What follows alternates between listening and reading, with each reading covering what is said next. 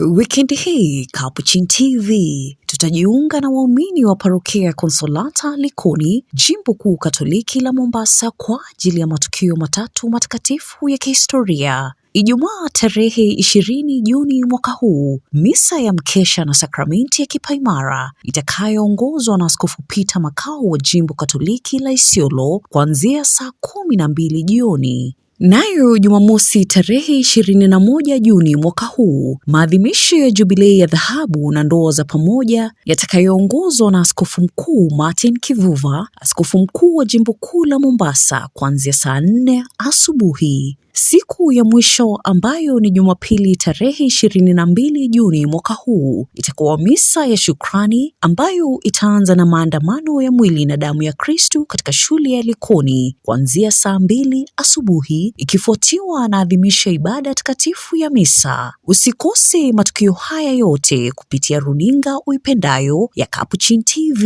na kwenye mitandao yetu ya kijamii.